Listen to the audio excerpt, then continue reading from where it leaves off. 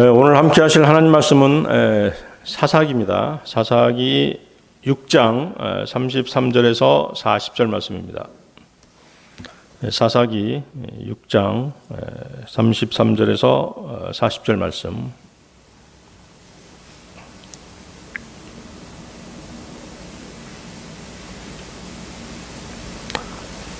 사사기 6장 33절에서 40절 말씀입니다. 찾으셨으면 제가 받들어 읽겠습니다. 사사기 6장 33절에서 40절 말씀. 그때 모든 미디안 족속과 아말렉 족속과 동쪽의 자손들이 함께 모이고 건너와서 에스리엘 골짜기에 진을 쳤더라. 그러나 주의 영께서 기드온에게 임하시니 그가 나팔을 불매 아비에셀이 모여서 그를 따르고 그가 또 사자들을 온 므낫세에 두루 보내니 그들도 모여서 그를 따르며 또 그가 사자들을 아셀과 스불론과 납달리에게 보내매 그들도 올라와서 그들을 맞이하더라. 기드온이 하나님께 아뢰되 주께서 이미 말씀하신 것 같이 내 손으로 이스라엘을 구원하려 하시거든 보소서 내가 양털 한 뭉치를 타작마당에 두리니 이슬이 양털에만 있고 그 옆에 온 땅은 마르면 주께서 이미 말씀하신 것 같이 주께서 내 손으로 이스라엘을 구원하실 줄 내가 알겠나이다 한즉 그대로 되니라. 다음날 기드온이 일찍 일어나 양털을 다 같이 눌러 양털에서 이슬을 짜매 물이 대접에 가득하였더라. 기드온이 또 하나님께 아뢰되 주께서는 내게 맹렬히 분노하지 마옵소서. 내가 이번 한 번만 말하리이다. 원하건대 내가 이번 한 번만 양털로 시험하게 하소서. 이제는 양털만 마르고 온 땅에는 이슬이 있게 하옵소서 한즉 그 밤에 하나님께서 그대로 행하시니 오직 양털만 마르고 온 땅에는 이슬이 있었더라. 40년간의 광야 생활 끝에 이스라엘 족속들은 이스라엘 자손들은 가나안 땅에 들어오게 됩니다. 그리고 이스라엘 자손들은 하나님께로부터 각 지파별로 땅을 배분받습니다. 그들은 가나안 족속들을 내어줬고 자신들에게 배분된 땅을 차지해야 됨에도 불구하고 그들은 하나님의 명령에 불순종하는 것입니다. 오히려 가나안 족속들과 공존하는 방법을 모색하게 됩니다. 이런 함께 사는 방법이 그들에게 올무가 된 것입니다. 이스라엘 자손들은 가나안 족속들이 섬기던 이방의 우상을 섬기게 되었고 그들의 패역한 풍습과 동성애와 같은 가증스러운 성적인 문란함까지 받아들였던 것입니다. 이에 진노하신 하나님께서는 주위의 이방 족속들을 일으켜서 이스라엘 자손들의 죄에 대해 엄하게 징치하십니다. 그렇게 이스라엘을 징계하는 중에도 이스라엘 자손들이 고통 가운데 부르짖고 다시 주님을 찾으면 긍휼이 많으신 하나님께서는 사사들을 일으켜서 사사 재판관들을 일으켜서 이방의 압제에서 이스라엘을 구해 주셨던 것입니다. 이스라엘 자손의 가나안 땅의 삶은 하나님께 대한 배교 그리고 그로 인한 이방의 압제 또 회개 구원 그리고 다시 배교가 반복되었던 것입니다. 하나님께서 미디안 족속을 통해 이스라엘의 죄를 징치하는 가운데 이스라엘 자손들의 주를 향한 고통의 울부짖음이 매우 크자 하나님께서는 므낫세 지파의 기드온을 일으키셔서 이스라엘을 구원하시고자 하십니다. 본문은 기드온이 미디안과 그와 연합한 이방 족속들을 치러 가기 전에 하나님의 뜻을 알고자 양털의 표적을 요구하는 장면입니다. 자, 33절을 보십시오. 본문이 주님의 재림의 모형임을 알 수 있게 해주는 구절입니다. 33절에 동쪽의 자손들이 나오죠. 동쪽의 자손들은 재림 때 등장하는 동쪽의 왕들입니다. 계시록 16장 12절에 여섯째 천사가 자기 병을 큰 강 유프라테스 위에 쏟아 부음에 그것에 물이 말라서 동쪽의 왕들의 길이 예비되더라. 이스라엘을 치러 오는 동쪽의 왕들이죠. 자, 그 다음에 거기 그 33절에 예스레엘 골짜기가 있습니다. 예스레엘 골짜기는 무깃도 계곡의 남단에 있는 골짜기입니다. 무깃도는 아마겟돈이죠. 히브리어로 무깃도, 헬라어로 아마겟돈입니다. 인류 최후의 전쟁이 일어날 것이죠. 그렇죠? 주님께서 재림하셔서 이방의 군대들과 최후의 결전을 벌이실 그것이 바로 아마겟돈입니다. 34절 보십시오. 34절의 나팔은 재림 나팔 소리를 연상시켜주고 있습니다. 그리고 거기 아비에셀이 나오죠. 아비에셀은 뭐냐면 그 므낫세 지파가 있는데 므낫세 지파에 6 족속이 있었어요. 그중 한 족속이 바로 아비에셀입니다. 기드온이 속한 족속이겠죠. 또 이제 거기 아셀, 스불론, 납달리, 이것은 여러분들이 잘 알고 계시죠? 이스라엘의 지파들의 이름이죠. 아셀 지파, 스불론 지파, 납달리 지파. 자, 양털의 표적을 요구하는 기드온은 여전히 하나님의 뜻을 의심하고 있었기 때문에 표적을 요구하고 있는 것입니다. 하나님께서 주의 천사로 나타나셔서 표적으로 기드온을 통해 이스라엘을 구원하시겠다고 약속하셨음에도 불구하고 기드온의 믿음 없음은 전쟁을 앞두고도 전쟁의 공포에서 벗어나지 못하고 있는 것입니다. 하나님께서는 인간의 본성이 어떠한지를 잘 아시기 때문에 기드온의 요구에 모두 응해 주셨습니다. 주님께서 우리 그리스도인들에 대해서 오래 참아 주시듯이 의심 많은 기드온에 대해서도 오래 인내하셨던 것입니다.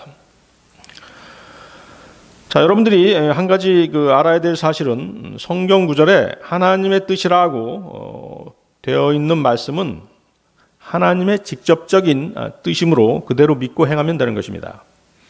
자, 데살로니가전서 4장 3절 같은 경우인데요. 하나님의 뜻은 이것이니 곧 너희가 거룩히 구별되는 것이라. 너희는 음행을 삼가고. 자, 하나님의 뜻이라고 분명히 나와 있죠. 이제 데살로니가전서 4장 3절은 이제 거듭난 그리스도인이 하나님 앞에서 정결한 삶을 살아야 한다는 것인데, 이것은 하나님의 허락하신 뜻이 아니고 직접적인 뜻이기 때문에 너무도 명백하고 그리스도인의 당연한 의무와도 같은 것입니다. 그렇기 때문에 하나님의 뜻인지 아닌지 확인할 필요가 없는 것이죠. 데살로니가전서 5장 18절도 하나님의 직접적인 뜻입니다. 모든 일에서 감사하라. 그것이 그리스도 예수님 안에서 너희에 대한 하나님의 뜻이니라 라고 말씀하고 계십니다. 이런 말씀들 외에도 베드로전서 2장 13, 15절도 주를 위해 사람의 모든 규례에 복종하되 왕에게는 최고 권위자에게 하듯하고 총독들에게는 악을 행하는 자를 징벌하고 잘 행하는 자를 칭찬하기 위해 그가 보낸 자들에게 하듯하라. 그리함이 하나님의 뜻이니 이것은 너희가 잘 행함으로 어리석은 자들의 무식한 말을 잠잠하게 하려 함이라. 베드로전서 3장 17절에서도 너희가 잘 행함으로 고난을 받는 것이 하나님의 뜻일진데 악을 행함으로 고난을 받는 것보다 그것이 더 나으니라. 자, 그래서 성경 말씀에 하나님의 뜻이다라고 하면은 그것은 이제 하나님의 직접적인 뜻이라는 것이죠. 그렇기 때문에 뭐 이것이 하나님의 뜻인지 아닌지 의심할 이유가 없는 것이죠. 그러나 우리가 믿음 생활을 할 때는 이것이 과연 하나님의 뜻일까라는 의심이 들고 또 분별할 수 없는, 분별하기 어려운 그런 일들이 많이 있는 것입니다. 구약 시대처럼 주의 천사가 나타나서 그 뜻을 분명하게 알려주시면 좋겠지만 지금 시대에는 그런 일들이 일어나지 않기 때문에 우리의 영적 분별력으로 그것이 하나님의 뜻인지 아닌지 알기 어려운 일들이 있는 것입니다. 예를 들어서 내가 과연 하나님의 사역자로 부르심을 받은 것일까라는 그런 문제라든가, 또 내가 저 형제와 또는 저 자매와 결혼하는 것이 하나님의 뜻일까라는 그런 문제들이 있을 수 있는 것입니다. 사업 문제도 그렇고, 그렇죠? 어떤 진학 문제, 취업 문제, 이런 것들이 과연 그것이 하나님의 뜻일까라는 그런 문제에 봉착할 수 있는 것입니다. 그래서 이 시간에는 그리스도인들이 어떤 중요한 결정을 내릴 때 과연 그것이 하나님의 뜻인지 아닌지를 알 수 있는 방법에 대해서 성경 말씀을 함께 나누고자 하는 것입니다. 하나님의 뜻을 알 수 있는 방법, 첫 번째, 모든 것을 성경으로 판단하라입니다. 모든 것을 성경으로 판단하라. 여러분들 시편 119편 169절 보십시오. 시편 119편 169절.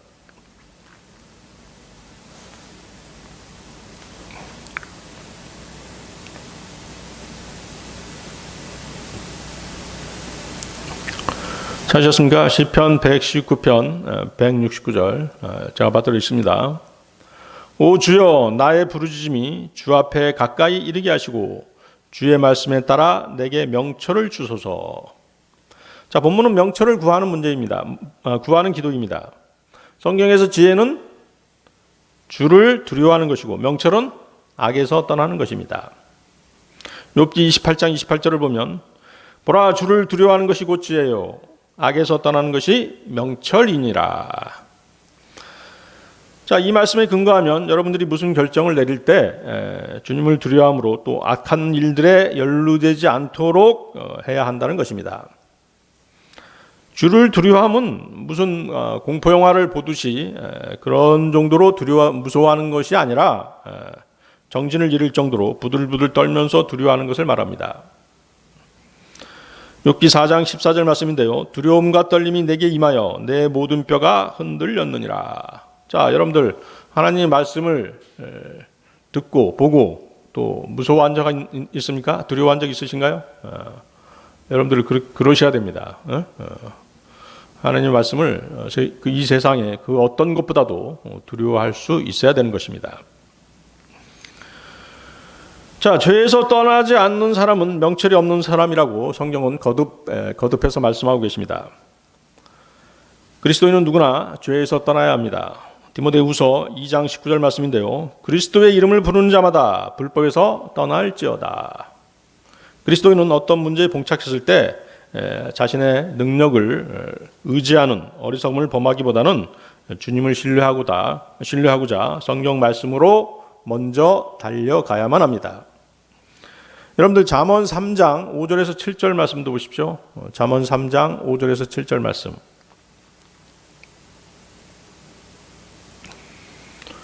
잠언 3장 5절에서 7절 말씀입니다.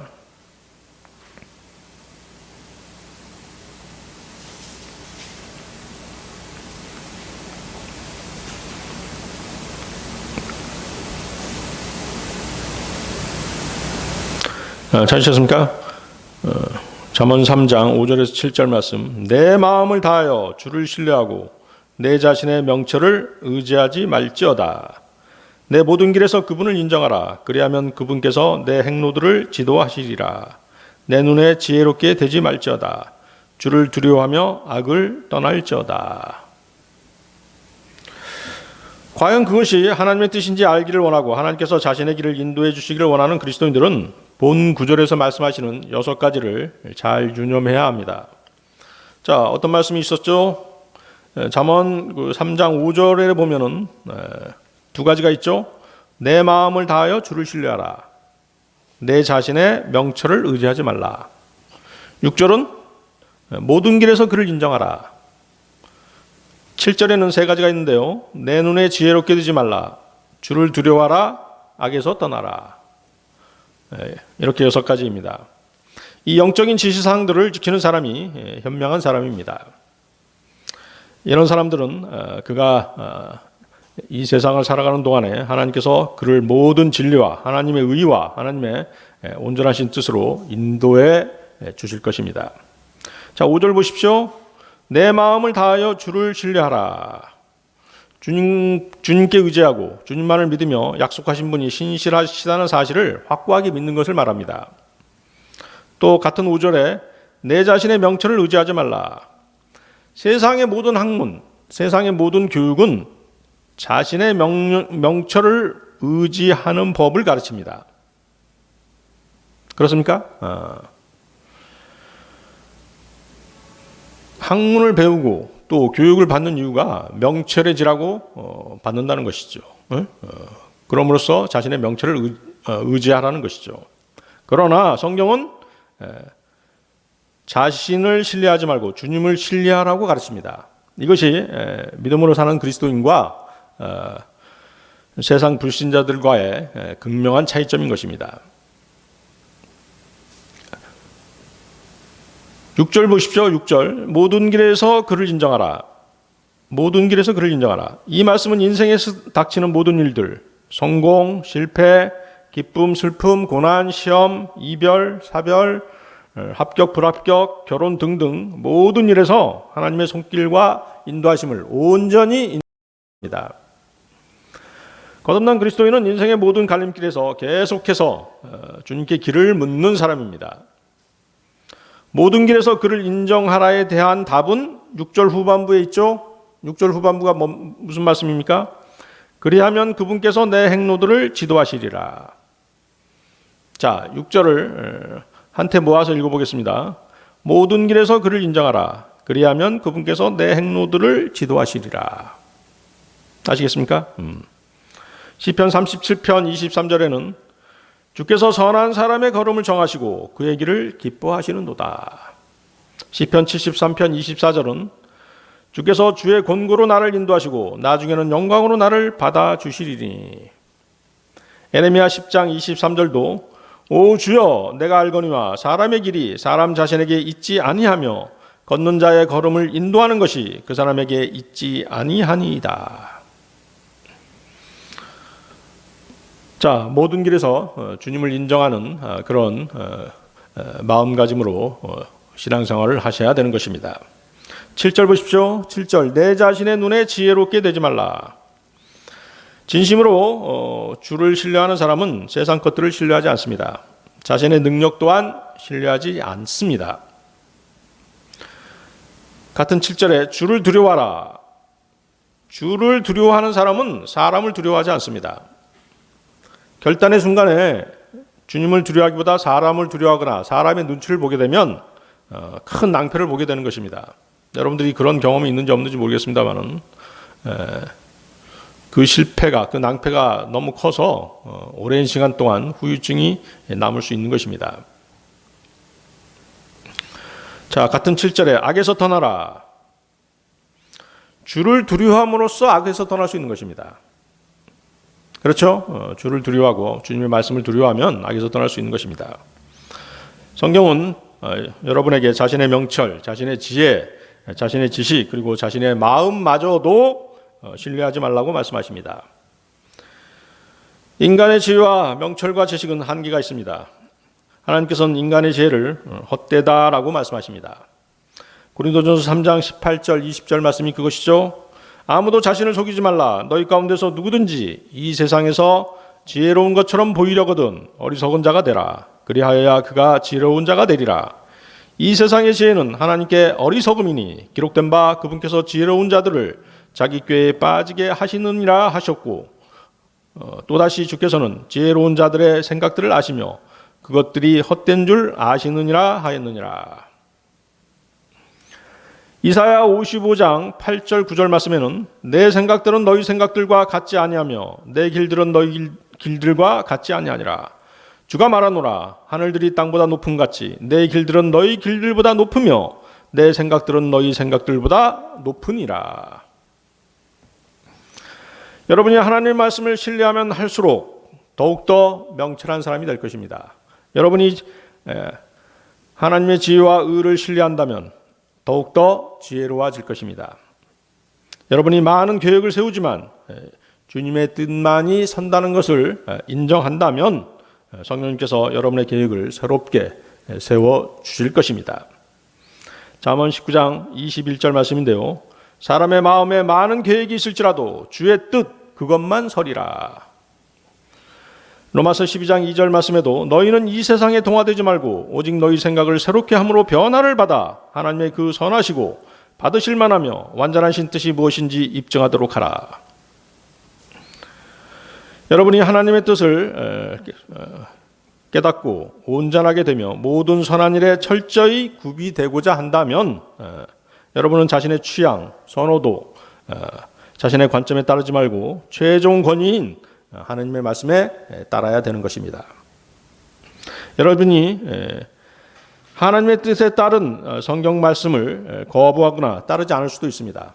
그렇죠? 하나님의 말씀에 불순종할 수도 있죠. 그런 경우 하나님의 말씀을 통한 순종을 배우지 못하게 되는 것입니다. 그러면 주님으로부터 오는 옳고 선하고 은혜로운 충만한 복을 걷어차는 그런 꼴이 될 것입니다. 이럴 경우 여러분이 선택한 것들의 결과가 실패로 돌아가고 물질적으로 큰 손해를 보거나 하나님의 말씀에 대한 믿음이 생길 때까지 긴 시간을 기다려야 하거나 심한 경우 평생에 걸쳐 자기가 잘못 부린 것에 대한 열매를 거두게 될 것입니다. 하나님의 뜻을 알 수 있는 방법 두 번째, 하나님을 의지하는 믿음으로 살라. 하나님을 의지하는 믿음으로 살라. 여러분들 히브리서 11장 6절 말씀 보십시오. 히브리서 11장 6절 말씀입니다.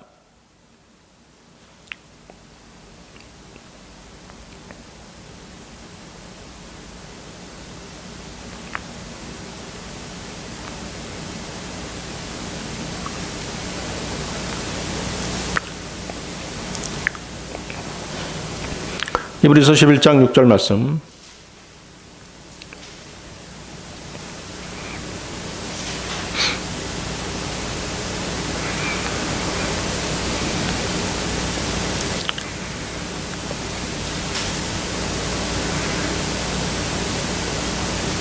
찾으셨습니까? 제가 받들어 읽겠습니다.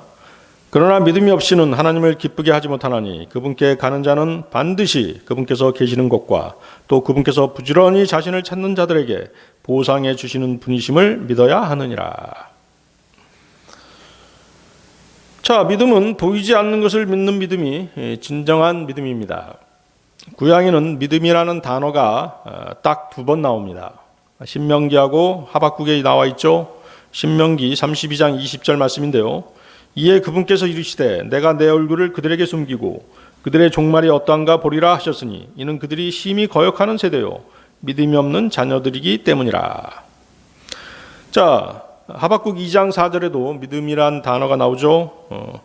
보라 위로 높여진 자의 혼은 그의 속에서 곧바르지 아니하나 오직 의인은 자기 믿음으로 살리라.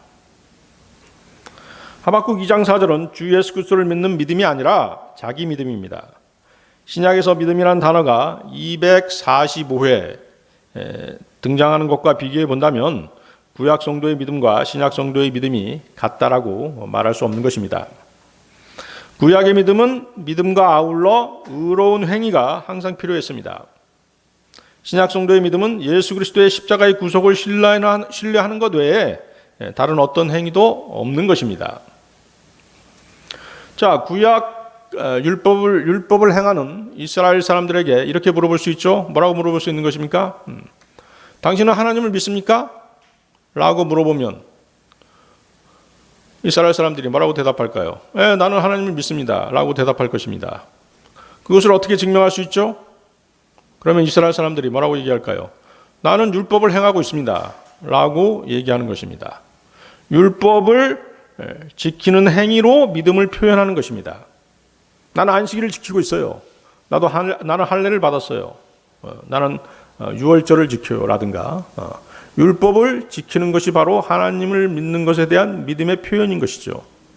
그렇지만 신약 그리스도인들의 믿음의 표현은 무엇입니까? 나 하나님 믿어요. 구원 받았어요. 하나님의 독생자 예수 그리스도께서 육신을 입고 이 땅에 오셔서 십자가에 못 박혀 피 흘려 돌아가시고 장사된 지 3일 만에 부활하신 사실을 나는 믿습니다. 바로 그것이에요. 어떤 행위도 필요 없죠.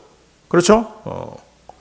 그래서 구약의 믿음과 신약의 믿음이 확연히 다르죠? 확연히 다릅니다. 자, 다시 여러분들 히브리서 11장 6절을 보십시오. 히브리서 11장 6절. 그러나 믿음이 없이는 하나님을 기쁘게 하지 못하나니. 하나님을 기쁘게 해드리는 많은 일들이 있지만 그분의 말씀을 믿고 신뢰하는 것, 이것이 바로 다른 어떤 것보다도 하나님을 기쁘시게 해드리는 일입니다. 세상 사람들이 진리라고 붙잡고 있는 과학과 철학 또는 어떤 신조나 교단 교리 또 어떤 위인들과 유명한 목사의 말보다도 살아계신 하나님의 말씀을 믿고 신뢰하는 사람이 하나님을 기쁘시게 하는 사람인 것입니다. 요한복음 17장 17절 말씀에는 아버지의 진리로 그들을 거룩히 구별하옵소서. 아버지의 말씀은 진리이니이다. 어떤 고난과 역경 가운데 처하더라도 진리이신 그분의 말씀을 신뢰하는 사람이 세상과 구별된 삶을 살 수 있고 하나님을 기쁘시게 할 수 있는 것입니다. 과거의 믿음의 선진들, 믿음의 우리 선배들은 그런 믿음이 있었기에 하나님을 기쁘시게 했던 것입니다. 하나님께서 우리를 받으시는 조건이 무엇인지 아십니까? 하나님께서는 믿음으로만 우리를 받으시는 것입니다. 요한일서 5장 4절 말씀에 무엇이든 하나님에게서 난 것은 세상을 이기느니라. 세상을 이기는 승리는 이것이니 곧 우리의 믿음이니라.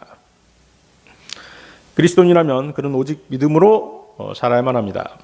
또 그리스도인은 하나님을 신뢰하는 법과 믿음으로 행하는 법을 배워야 합니다. 믿음 안에서 행하는 것을 배우지 않으면 감각적으로 또 본능적으로 눈에 보이는 대로 행하기 때문입니다.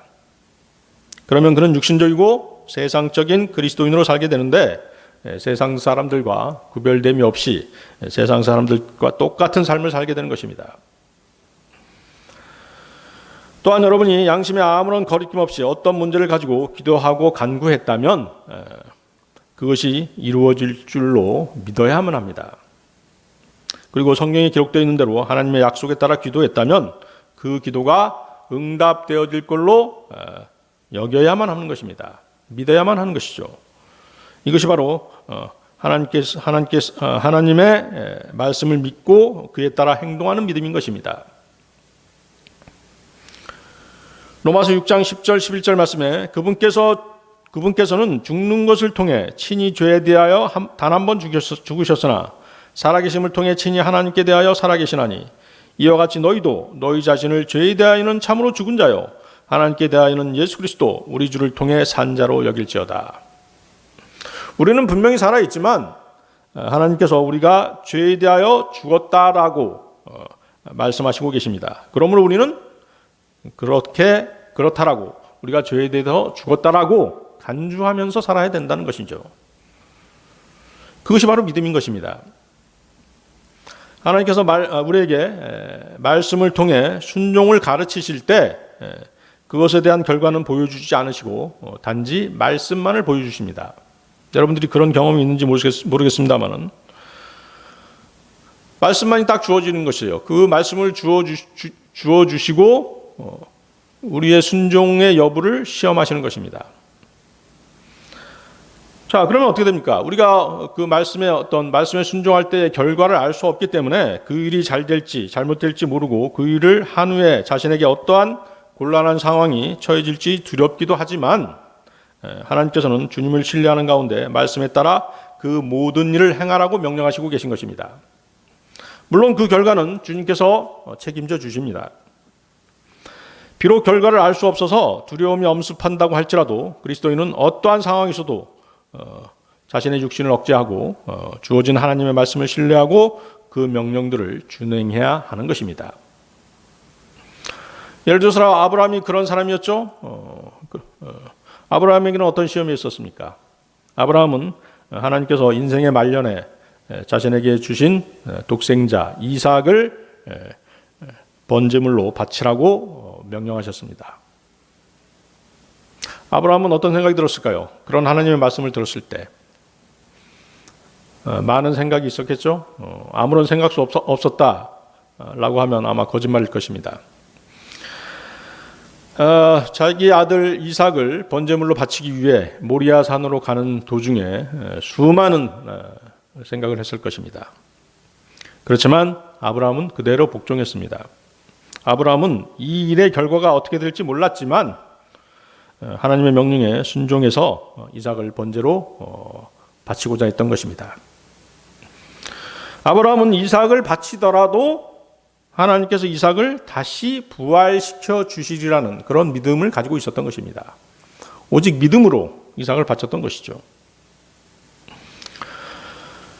자, 그러자 하나님께서는 이삭을 바친 그 일에 대해서 아브라함을 믿음이 있다라고 인정하셨습니다. 물론 그 전에도 아브라함에게 믿음이 있었죠.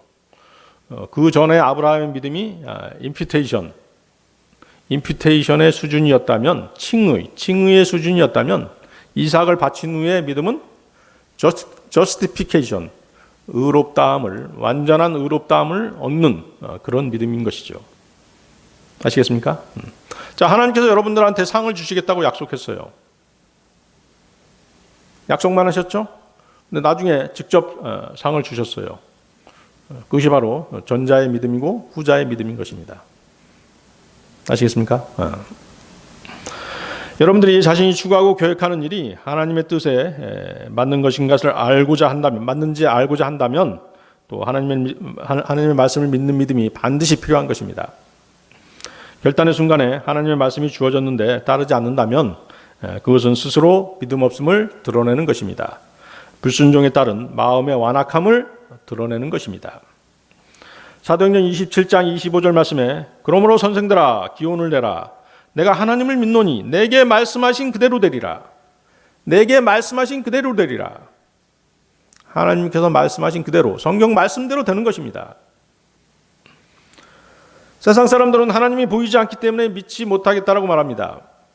그렇죠? 여러분들의 주위 사람들, 지인들 한테 복음을 전하면 그런 말 하지 않습니까? 하나님을 보여줘. 그럼 내가 믿을게. 그런 말을 하죠. 하지만 하나님께서는 그들에게 아무것도 보여주지 않으십니다. 왜냐하면 그들은 하나님을 믿지 않기 때문입니다. 하나님께서는 인간들의 생각과는 반대로 그들이 믿어야 보여주십니다. 아시겠습니까? 여러분들이 복음을 전할 때 하나님을 보여줘. 그럼 내가 믿을게 라고 얘기를 하면 여러분들은 반드시 이렇게 대답하면 되는 것입니다. 믿으면 하나님께서 보여주신다. 그러니까 먼저 믿어라. 그게 정답입니다.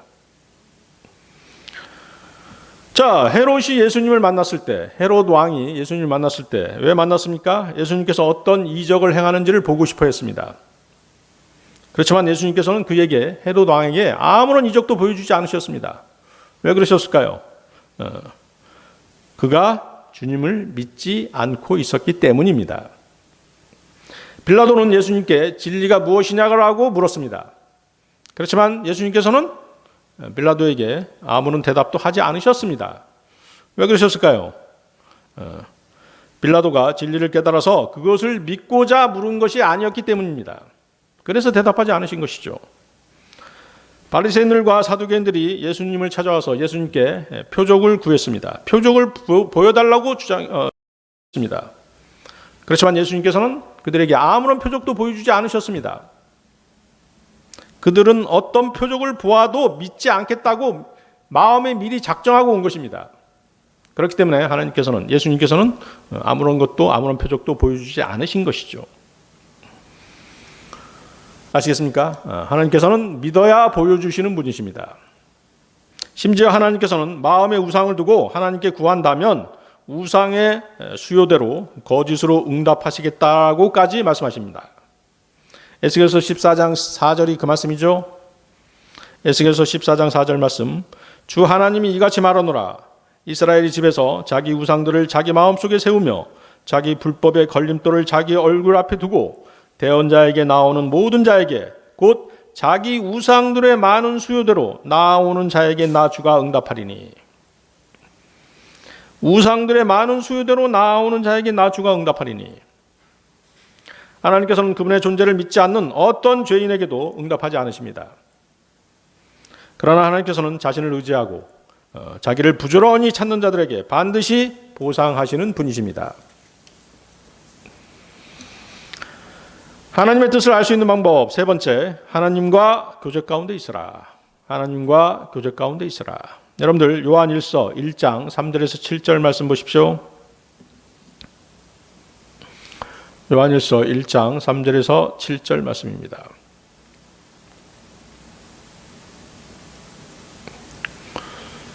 찾으셨습니까? 요한일서 1장 3절에서 7절 말씀. 찾으셨으면 제가 받들어 읽겠습니다. 우리가 보고 들은 그것을 너희에게 밝히 드러내면 너희 또한 우리와 교제하게 하려 함이니 참으로 우리의 교제는 아버지와 함께하는 것이며 그분의 아들 예수 그리스도와 함께하는 것이니라. 우리가 이것들을 너희에게 쓰면 너희의 기쁨이 충만하게 하려 함이라. 그런즉 우리가 그분에게서 듣고 너희에게 밝히 드러내는 소식이 이것이니 곧 하나님은 빛이시오 그분 안에는 전혀 어둠이 없다는 것이라. 만일 우리가 그분과 교제한다고 말하며 어둠 가운데 걸으면 우리가 거짓말하고 진리를 행하지 아니하느니라. 그러나 그분께서 빛 가운데 계신 것 같이 만일 우리가 빛 가운데 걸으면 우리가 서로 교제하고 또 그분의 아들 예수 그리스도의 피가 모든 죄에서 우리를 깨끗하게 하느니라. 본문은 영원한 생명을 지니신 분이 사람의 인격, 즉 이 땅에 살과 피를 가진 인간으로 오셔서 그분의 자녀들과 교제하고 계심을 보여주십니다. 자, 3절을 보십시오. 3절에서의 너희는 누굽니까? 구원받지 않은 죄인들이 아니라 구원받은 그리스도인들을 말하는 것입니다.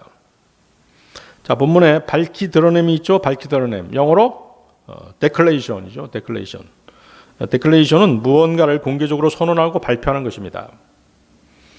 진리를 공개하고 공개적으로 선언하고 발표했겠죠. 자, 3절 후반부에 그 진리를 밝히 드러내면 목적이 나오죠. 너희 또한 우리와 교제하게 하려 함이니 참으로 우리의 교제는 아버지와 함께하는 것이며 그분의 아들 예수 그리스도와 함께하는 것이니라. 그렇죠? 우리 그리스도인들이 교제하는 것은 바로 단순한 교제가 아니라는 것이죠. 삼위일체 하나님이 함께 하신다는 것입니다. 그렇죠? 그래서 여러분들이 교제하는 가운데 쓸데없는 얘기, 그 비속한 세상 얘기들, 뭐 저급한 얘기, 그런 말투 이런 것을 쓰면 안 되는 것이죠. 아시겠습니까? 그런 가운데서는 어떤 진리의 말씀들을 우리한테 계시해 주지 않으십니다. 자, 4절 보십시오. 4절. 우리가 이것들을 너희에게 쓰면 너희의 기쁨이 충만하게 하려 함이라. 자, 기쁨이 충만하게 하려 함이라. 기쁨은 성령의 열매죠? 그렇습니까? 성령의 두 번째 열매입니다. 첫 번째 열매가 무엇입니까?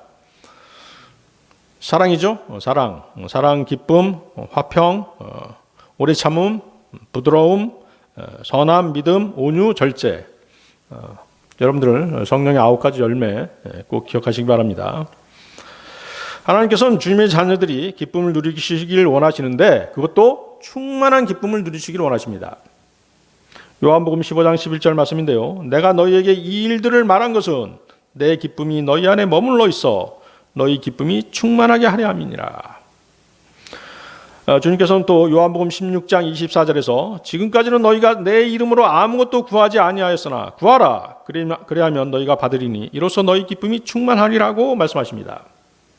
자, 그렇다면 우리가 기쁨을 얻기 위해서 해야 할 두 가지 것들이 있다는 얘기죠. 무엇입니까? 첫째는 요한일서 1장 4절 보십시오. 요한일서 1장 4절. 기쁨을 얻기 위해서 우리가 해야 될 일. 요한일서 1장 4절에 첫 번째 것이 나와 있죠. 거기 뭐라고 되어 있습니까? 우리가 이것들을 너희에게 쓰면 뭐예요? 성경 말씀이죠. 그렇죠? 성경 말씀을 읽고 믿는 것입니다. 그럴 때 기쁨이 충만한 것이죠. 두 번째는 무엇입니까? 두 번째는 지금 요한복음 16장 24절에서 구하라 그리하면 너희가 받으리니 이로써 너희 기쁨이 충만하리라. 기쁨을 얻는 두 번째는 주님의 이름으로 필요를 구하라는 것입니다. 아시겠습니까? 자, 기쁨을 얻는 두 가지 방법. 첫 번째 뭐라고요? 성경 말씀을 읽고 믿는 것입니다. 두 번째는 필요를 주님께 구하는 것입니다. 필요를 구해가지고 받으면 기쁨이 얼마나 크겠습니까? 그렇겠죠? 5절도 보십시오. 여러분들 5절에 보니까 그런즉 우리가 그분에게서 듣고 너희에게 밝히 드러내는 소식이 이것이니 곧 하나님은 빛이시오 그분 안에는 전혀 어둠이 없다는 것이라. 자, 이 말씀이 전하고자 하는 메시지는 우리의 창조주께서는 사랑이시며 소멸하는 불이실 뿐만 아니라 빛이시라는 사실입니다. 햇빛이나 달빛이나 별빛이나 기타의 인공적인 빛이 아니라 태초의 빛이시며 순수한 빛이십니다. 그분 안에는 전혀 어둠이 없다는 것이라. 하나님의 빛에는 어둠이 없습니다. 그림자가 없다는 것이죠. 모든 빛에는 그림자가 있죠. 그림자가 있습니다. 그렇지만 하나님께는 그림자가 없으십니다. 야고보서 1장 17절 말씀에 그 말씀이 있습니다. 모든 좋은 선물과 모든 완전한 선물은 위에서 오며 빛들의 아버지로부터 내려오거니와 그분께는 변함도 없고 회전하는 그림자도 없느니라. 세상의 종교들이 태양, 달, 그리고 별들을 숭배하는 이유는 빛이 주는 열과 따뜻함과 성장과 조명의 근원이 되기 때문입니다. 그렇죠? 빛을 받으면 따뜻하잖아요. 또 빛을 받아야 식물들이 성장하지 않습니까? 온화함을 느끼죠? 그런 이유로 해서 태양신, 달신, 별신들을 숭배하는 것입니다. 그러나 그것들은 하나님의 창조물일 뿐입니다. 성경에서 태양은 예수 그리스도의 예표입니다. 반면에 달은 주님의 신부인 교회를 예표합니다. 달은 직접 빛을 내지 못합니다. 이제 최근에 그런 사실이 밝혀졌죠. 달이 스스로 빛을 낸다라고 옛날 사람들은 생각했는데 달은 스스로 빛을 내지 못합니다. 태양빛을 받아서 반사하는 것일 뿐이죠. 자, 이 사실이 의미하는 것은 무엇이냐면 그리스도인들의 모든 영적인 조명과 빛과 열기와 성장이 예수 그리스도께 달려 있음을 뜻하는 것입니다. 아시겠습니까? 요한복음 8장 12절 말씀에 그때 예수님께서 다시 그들에게 말씀하여 이르시되 나는 세상의 빛이니 나를 따르는 자는 어둠 속에 다니지 아니하고 생명의 빛을 얻으리라 하시니라. 이 땅에서 그리스도인으로 사는 동안 가장 중요한 것이 바로 생명의 빛이신 주님과 함께 하는 교제입니다. 이것보다 더 중요한 것은 없습니다. 여러분의 모든 것, 여러분의 경제력, 가족의 구원, 복음 전파, 인간관계, 취업, 직업, 건강 등 다른 어떤 것보다도 주님의 교제만큼 중요한 것은 없는 것입니다. 구원을 받고 신앙생활을 하고 그리스도의 심판석에 이르기까지 자신이 예수 그리스도와 가지는 교제가 삶의 가장 중요한 부분입니다. 주님과의 관계에서 꺼리낄 것이 없다면 자신이 하는 모든 일에 거침이 없을 것입니다. 막힘이 없을 것입니다. 주님과의 교제보다 앞서는 다른 것은 생각조차 할 수 없는 것이죠. 구원과 교제는 별개의 것입니다. 구원이 하나님 앞에서의 자신의 주의를 나타내는 것이라면 교제는 하나님 앞에서의 자신의 상태를 나타내는 것입니다. 주님과의 교제는 그리스도의 심판석에서의 모든 것을 결정한다라고 해도 과언이 아닙니다. 주님과의 원활한 교제를 유지하는 것, 그것이야말로 그리스도인들에게 있어서 가장 중요한 것이라고 말할 수 있습니다. 모든 그리스도인은 반드시 복음을 전해야 합니다. 그러나 그것이 주님과의 교제보다 중요하지 않습니다. 형제 자매들과 사이좋게 지내고 함께 바른 교제를 나누는 것은 매우 중요합니다. 그러나 더 중요한 것은 주님과 교제를 가지는 것입니다. 만약 주님과의 교제가 올바로 되어 있다면 다른 모든 것도 바로 설 수 있는 것입니다. 하나님과 교제 속에서 확정되지 않는 것은 확정된 것이 아무것도 없는 것이죠. 한마디로 무엇이에요? 모든 것이 하나님의 축복에 달려있는 것입니다. 주님과의 교제가 문제가 생기면 아무것도 해결되지 않습니다. 당연히 하나님의 뜻도 분별할 수 없는 것입니다. 주님과의 막힘없는 교제는 자신과 주님 사이에 해결되지 않는 문제나 다툼이나 논쟁거리나 가로막는 방해물이 전혀 없다는 뜻입니다. 우리가 주님께 나아갈 때 주님과 자신 사이의 교제를 막는 모든 것들을 제거하고 주님과 아무 거리낌 없이 교제해야 하는 것입니다. 그럴 때 자신의 모든 것들이 주님께 받아들여지는 것입니다. 아모스 3장 3절 말씀인데요. 두 사람이 합의하지 아니하고서야 함께 걸을 수 있겠느냐? 두 사람이 합의하지 아니하고서야 함께 걸을 수 있겠느냐? 주님과의 교제가 원활할 때 주님과 동행하는 삶을 살 수 있는 것이죠. 아시겠습니까? 주님께서 옳지 않다라고 하시면 어떤 것도 옳지 않습니다. 주님께서 그렇다라고 하시면 만사 형통인 것입니다. 다시 여러분들 6절 보십시오. 6절 요한 1서 1장 6절 우리가 그분과 교제한다고 말하며 어둠 가운데 걸으면 우리가 거짓말하고 진리를 행하지 아니하느니라. 자, 이 말씀과 평행 구절이 에베소서 5장에 있죠. 에베소서 5장에 있습니다. 너희가 한때는 어둠이었으나 이제는 주 안에서 빛이니 빛의 자녀들로서 걸어라. 에베소서 5장 8절 말씀입니다. 열매 없는 어둠의 일들에 참여하지 말고 도리어 그것들을 책망하라. 에베소서 5장 11절 말씀이죠. 그러나 책망을 받는 모든 것은 빛으로 말미암아 밝히 드러나게 되나니 무엇이든지 밝히 드러나게 하는 것은 다 빛이니라. 그러므로 그분께서 이르시기를 너 잠자는 자여 깨어서 죽은 자들로부터 일어나라. 그리스도께서 내게 빛을 주시리라 하시느니라. 에베소서 5장 13, 14절 말씀입니다. 자, 7절도 보십시오. 여기 7절. 그러나 그분께서 빛 가운데 계신 것 같이 만일 우리가 빛 가운데 걸으면 우리가 서로 교제하고 또 그분의 아들 예수 그리스도의 피가 모든 죄에서 우리를 깨끗하게 하느니라. 우리 그리스도인은 이미 빛 가운데 있습니다. 그렇습니까? 하나님의 명령은 우리가 빛 가운데 있기 때문에 또한 빛 가운데 행하라는 것입니다. 빛 가운데 행하기 위해서는 죄에 대한 회개가 반드시 필요한 것입니다.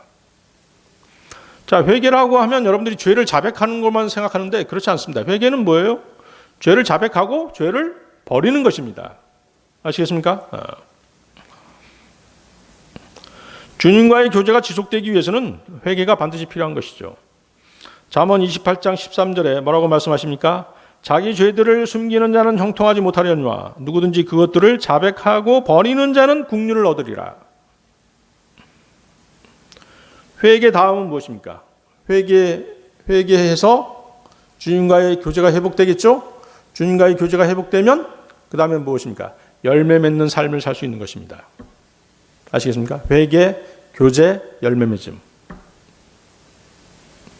그러니까 회개가 없으면 또 주님의 교제가 회복되지 않으면 아무런 열매도 맺을 수 없는 것입니다. 여러분들 그 사실을 꼭 명심하시기 바랍니다. 자, 하나님의 뜻을 알 수 있는 방법 마지막 네 번째, 자신의 문제를 놓고 기도하라. 자신의 문제를 놓고 기도하라. 여러분들 야고보서 1장 5절 말씀 보십시오. 야고보서 1장 5절 말씀입니다.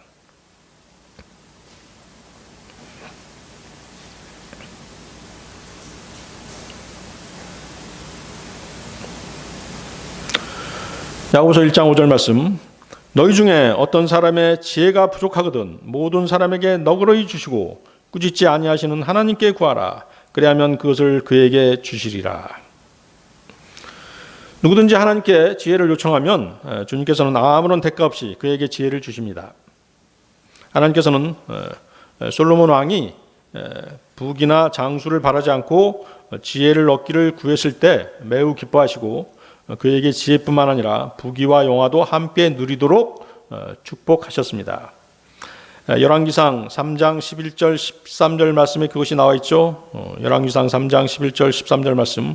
하나님께서 그에게 이르시되 내가 이것을 구하였으며 너를 위해 장수하는 것도 구하지 아니하고 너를 위해 재물도 구하지 아니하며 내 원수들의 생명도 구하지 아니하고 오직 너를 위해 재판을 분별하기 위한 명철을 구하였은즉 보라 내가 내 말대로 행하였느니라. 보라 내가 내게 지혜롭고 깨닫는 마음을 주었은즉 너 이전에도 너와 같은 자가 없었거니와 너 이후에도 너와 같은 자가 일어나지 아니하리라.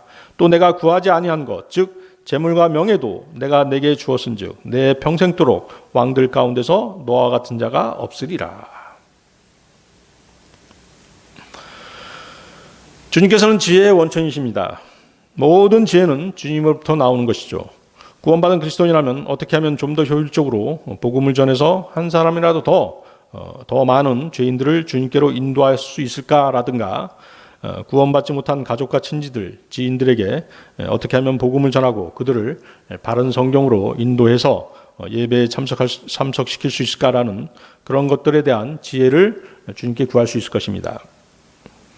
복음을 전하는 문제뿐만 아니라 형제 자매들과 사이에 어떤 소원해진 문제가 있다면 주님께서 주시는 지혜로 그 문제를 해결할 수 있을 것입니다. 하나님의 뜻인지 아닌지 알 수 있는 방법 또한 그 문제를 하나님의 지혜에 의존하는 방법이 가장 확실하고 빠를 것입니다. 지혜는 주님의 본질 중 하나이며 육신을 입고 오신 주님은 하늘로부터 오신 지혜인 것입니다. 주님께서 주시는 지혜는 자신의 문제를 해결하는 데 있어서 완전 무결한 해결책을 제시해 주십니다. 그래서 여러분들이 자신의 문제에 대한 하나님의 뜻을 구한다면 그 문제를 지혜이신 주님 앞으로 반드시 가만 되는 것입니다.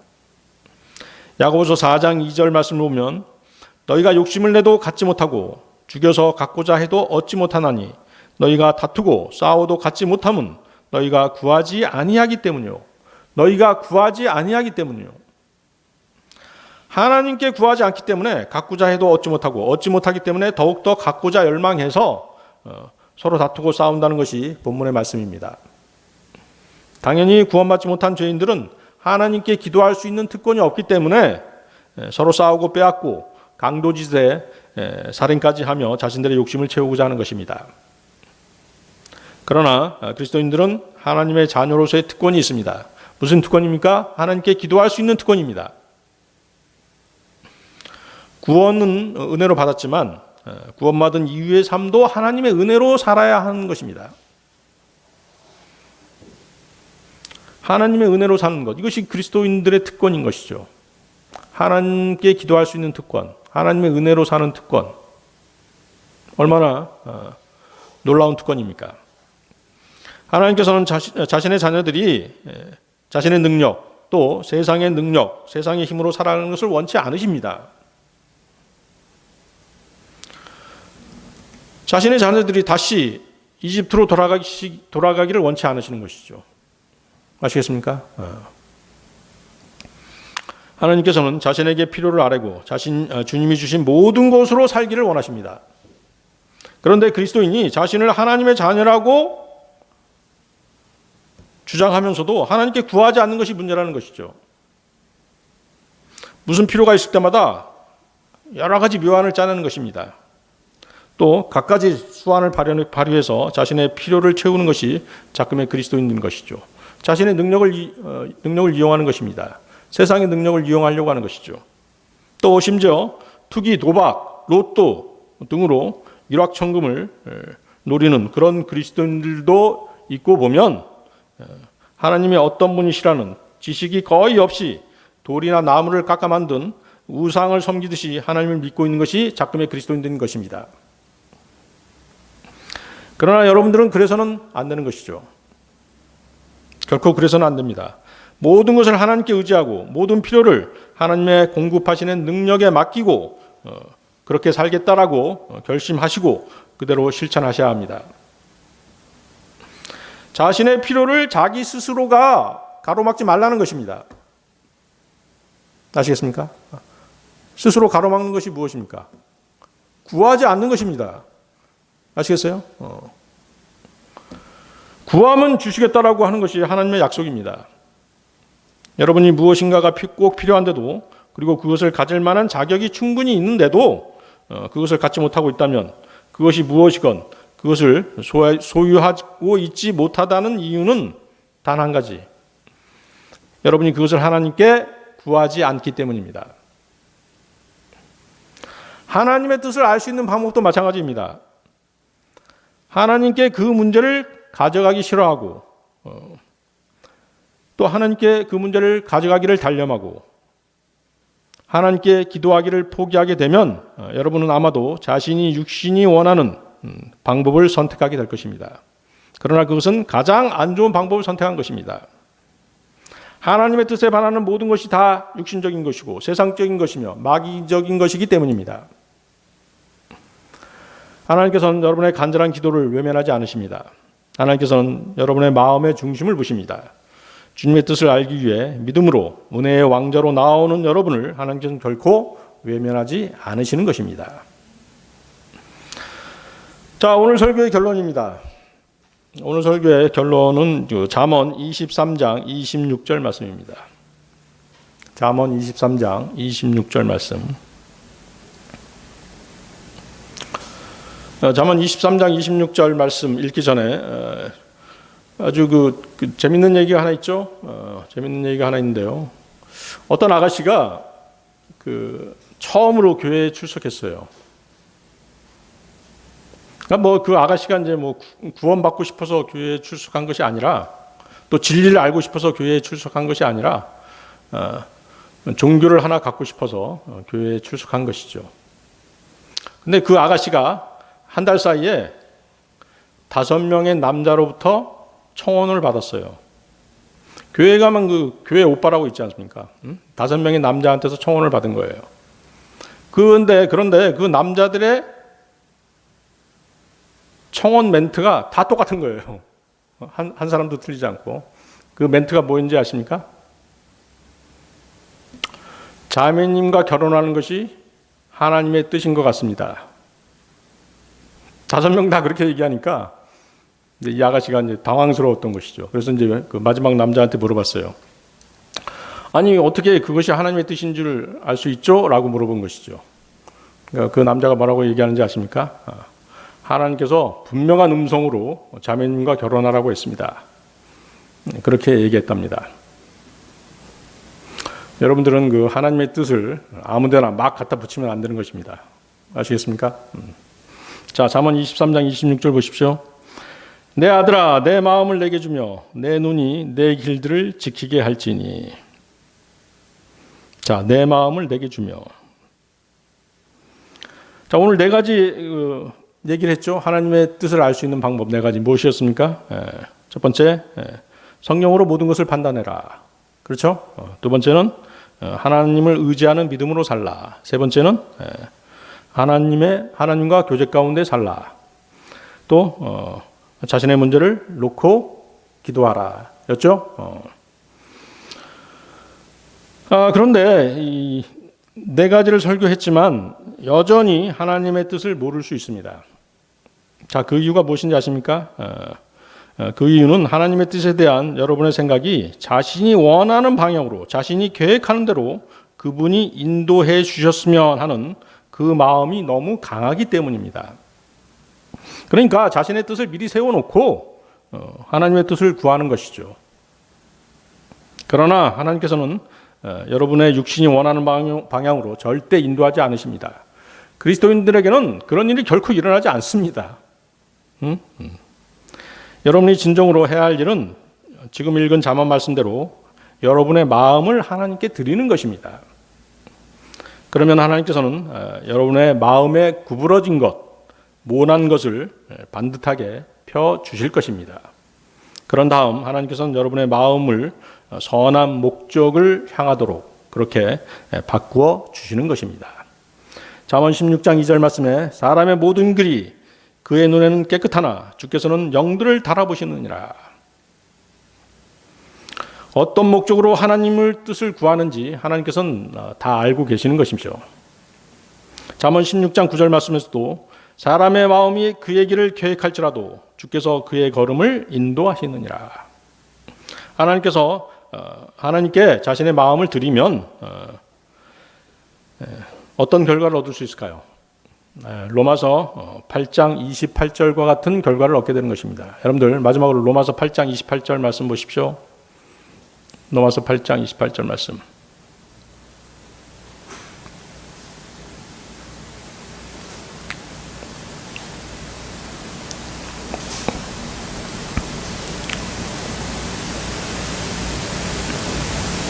찾으셨습니까? 로마서 8장 28절 말씀. 우리가 알거니와 하나님을 사랑하는 자들 곧 그분의 목적에 따라 부르심을 받은 자들에게는 모든 것이 합력하여 선을 이루느니라. 다 같이 기도하시겠습니다. 주 하나님 아버지의 그 크신 사랑과 긍휼과 은혜, 모든 감사와 찬양과 영광을 돌려드립니다. 저희가 주님의 뜻을 밝히 알지 못해서 주님 앞에 기도하고 간구를 드릴 때 말씀으로 그 길을 알게 하시고 또한 그 길을 평탄케 하여 주시옵소서. 저희의 허물과 죄가 주님과의 교제를 가로막지 않게 하시고 저희의 지혜와 능력을 의지하지 아니하고 오직 주님의 능력에 모든 것을 의지할 수 있는 믿음을 허락하여 주시옵기를 바라옵고 또 원합니다. 여기 무리 숙인 저희들, 저희 육신의 나약함으로 주님의 말씀에 불순종했던, 그래서 생겨난 많은 자책감과 절망들을 마귀가 이용하지 않게 막아주시옵고 저희를 지켜 보호해 주시며 그 모든 것들이 주님의 선한 목적에 쓰일 수 있도록 인도하여 주옵기를 바라고 원합니다. 이 모든 기도 곧 다시 오셔서 우리를 부르실 주 예수 그리스도의 이름으로 기도드렸습니다.